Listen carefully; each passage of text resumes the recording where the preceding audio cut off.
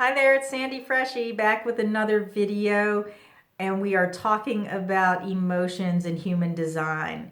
Today's video is for those of you who have an undefined emotional solar plexus, and the topic is what you can trust about your emotions. Now, before we go too much further, if you're new to human design, or if you just got your chart, you can check to see whether or not you have an undefined emotional solar plexus by looking at this triangle to the right of the sacral center, which is the center that's second from the bottom over to the right. If it's white or not colored in, it means that you have an undefined emotional solar plexus. On the last video, I talked to those of you who have a defined emotional solar plexus about the same topic. So for the undefined people who have been waiting to know what you can trust about emotions, here we go. Number one, you can trust that you can't really trust emotions. You can't really trust the emotions that you feel. And if you're familiar with the dynamics, the energy mechanics of these undefined centers, you know that you're taking in energy from other people through those centers, and you're amplifying and potentially distorting that energy. So first of all, you're taking it in and it's being distorted, and fundamentally it's not even your energy. So you cannot trust any energy that you're taking in and processing through any of your undefined centers, and particularly with the emotional solar plexus, you cannot trust the emotions that you feel when it comes to making decisions or getting clarity about anything in your life. So number two is, if you're feeling strong emotions, they're probably not yours. For the reason that I just described, for the energy mechanics and the dynamics that I just described, you can trust that if you're having a surge of emotions, those emotions are probably not yours.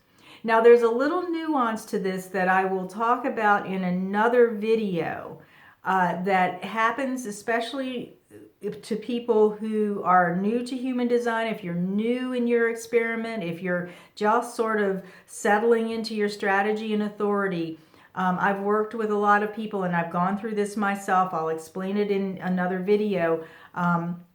Where when you're emotionally undefined, you're told that you can't trust emotions, that if emotions are coming up very strongly in you, they're probably not yours. But there are these instances where you do feel very strong emotions and you're alone and you're not with other people, but they come up.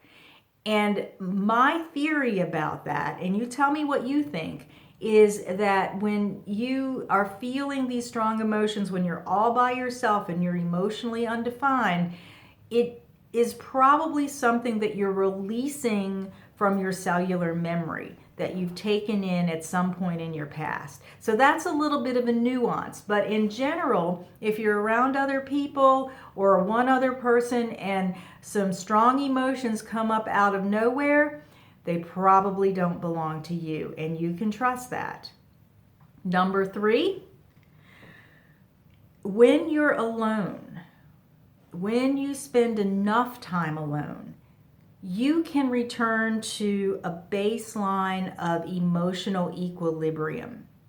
Now, some people who are observing you, when you're in this place where you're so-called living on your chart and you're aligned with who you are, and you've pulled out of the experience of taking in and holding on to other people's emotions, some people will describe you as being emotionally cold.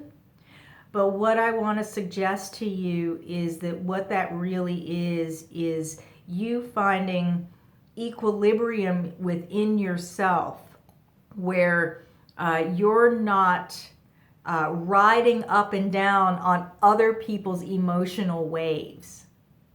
So I encourage you to spend some time alone if you are in with this new awareness. so that you can kind of play with this and experiment with it and feel what your emotional equilibrium is, what that feels like for you. So to recap, the 3 things that you can trust about emotions for the emotionally undefined person is, first of all, you can't really trust the emotions that you feel. Second, if you're feeling a strong surge of emotions, they're probably not yours, except for in the case of perhaps something coming up for healing. And number 3 is, if you spend enough time alone, you can trust that you will return to a place of equilibrium where you're not taking in and being susceptible to the emotional ups and downs of other people. So that is it for today for emotions. I am going to put a link down below because I'm just trying to feel out if there's any interest for those of you who are emotionally undefined in perhaps taking this a step further and getting a little more support with your working knowledge and working experience of how to manage emotions through your undefined emotional center. So I'll put that in the description down below here on YouTube. And also don't forget to subscribe and like this video and share it if you find it very helpful. So until the next time, be well.